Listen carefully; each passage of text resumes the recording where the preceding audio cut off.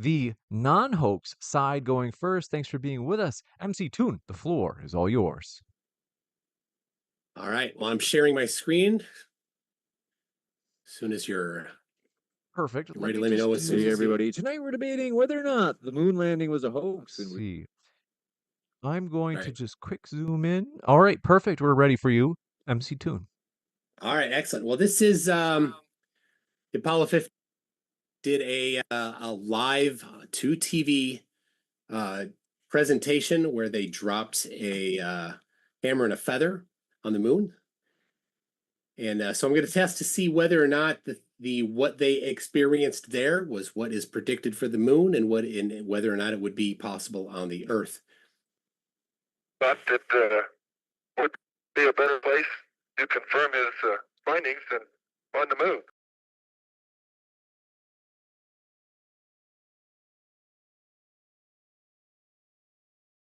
For our Falcon, and I'll drop the two of them here, and hopefully they'll hit the ground at the same time.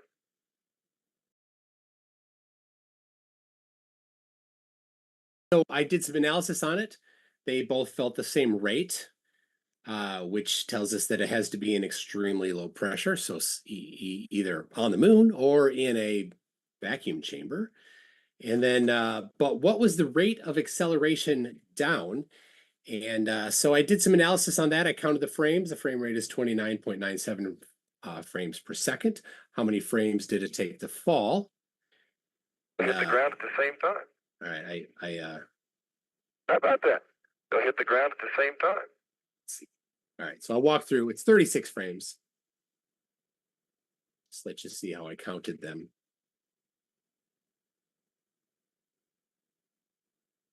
There you go. How about that?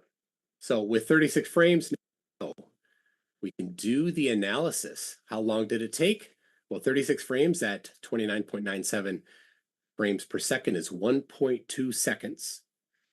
And the height of the drop is approximately 4 feet or 1.22 meters. I checked that by holding my arms in the same position as he was. He's 1 inch taller than I am, so it's right in that vicinity there.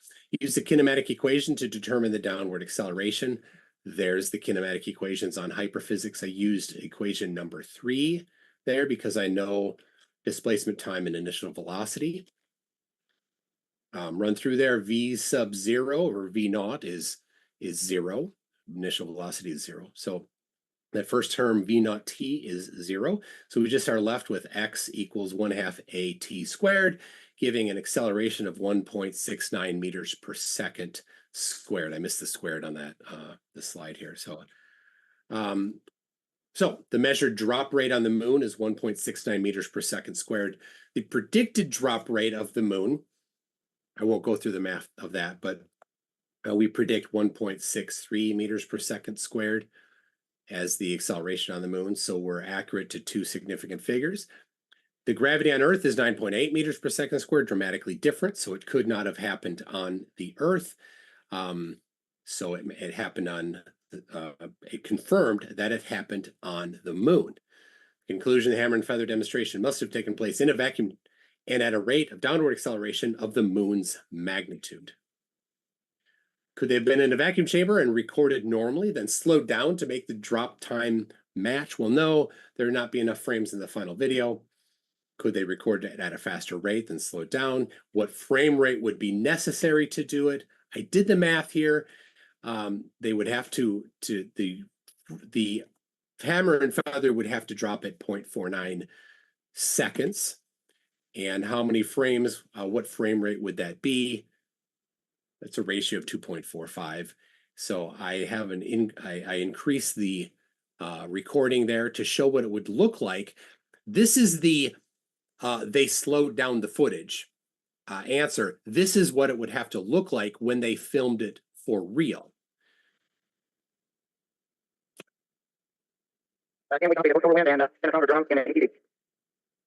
Actually hopping around. Is this normal movement?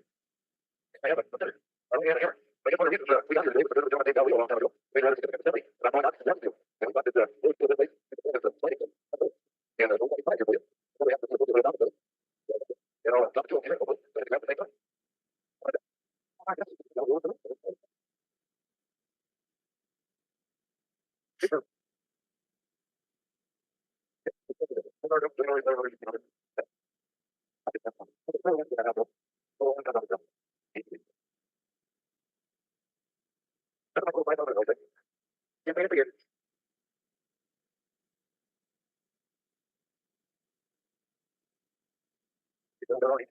right.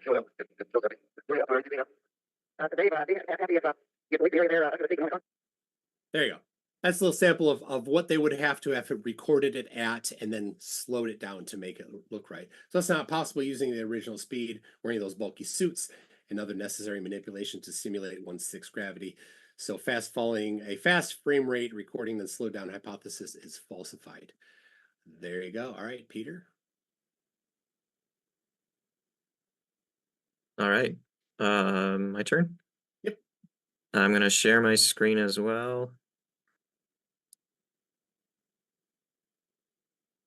Can you guys see this?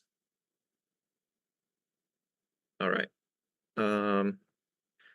So I've seen Michael Toon's analysis of the Apollo 15 hammer and feather drop, and I love the simplicity and power of that argument. However, the evidence from the Apollo program is like a buffet. You can pick anything you want in the data, and if your analysis is adequate and fair, you will find authenticity because it's the real thing. They really walked on the moon. One thing I thought would be really interesting and fun was biomechanics. This is basically the physics of how living things move. For example, humans. And it's one of those subjects where the average person is very ignorant, in a way, because the topic is not too foreign, but too familiar. Almost everybody learns how to walk when they're a baby, then spends the rest of their life doing it every day. With all that personal experience, we each know what walking looks like, how it feels, and how it works. Or do we? Let's start with the obvious. Our legs support us by pushing against the ground. This counteracts the weight of our bodies pulling downward. Well, what happens if that weight is significantly less, like on the moon? If we push with the same force that we're used to, we'll overcompensate and leave the ground. So a lunar astronaut's legs have to push much more gently to stay on the ground. Now, what happens if he tries to walk? Simple, he just uses less force and it cancels out to the same thing, right? Wrong. Walking works by allowing our center of gravity to tilt forward so that our legs can push not just downward but also backward, propelling us horizontally. So now you've got two dimensions in play, one with a force to fight against, your weight, that differs between Earth and Moon, and the other with basically nothing except the lateral component of that force vector between your foot and the ground, supplied by friction. This lateral dimension would not be substantially different. I'd repeat, not different between Earth and Moon. The effect of one dimension being the same, but another dimension being different has a result sort of like changing the aspect ratio of the physics. If we conceptualize each stride as a classical parabolic arc, the arc is going to be shaped differently on the moon.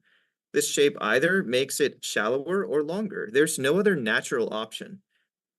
And this absolutely does make a human gait look and feel different on the moon.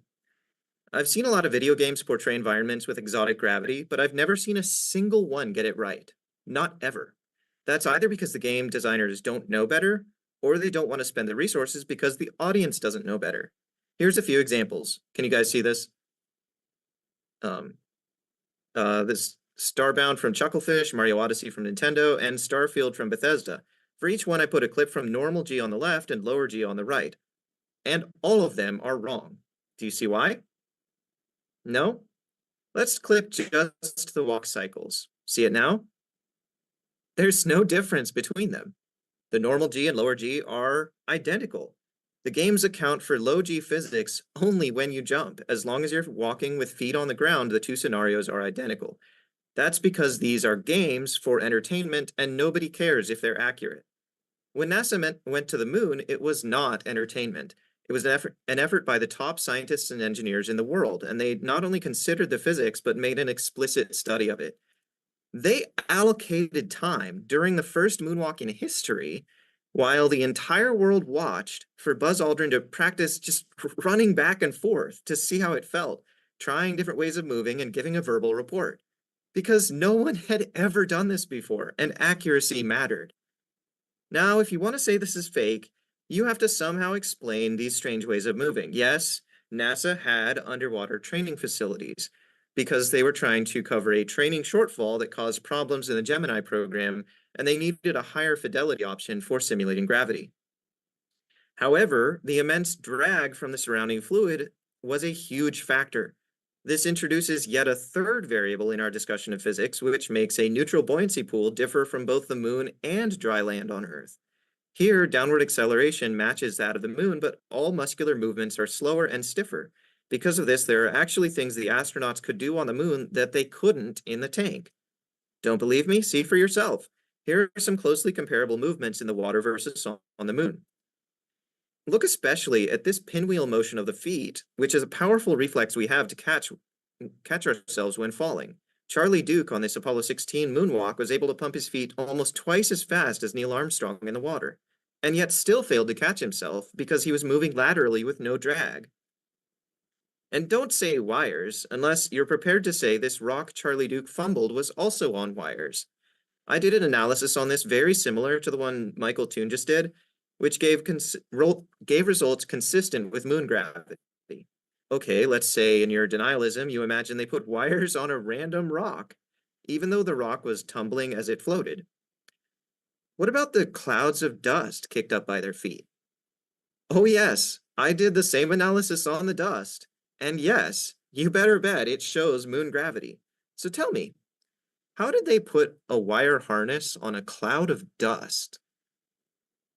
Changing the speed of the footage doesn't help you either because, as Michael Toon showed, the physics just don't line up. No matter what story you invent to say this is fake, you land in a heap of trouble with the scientific evidence. The conclusion is clear. The Apollo moon landings were absolutely real. Thank you.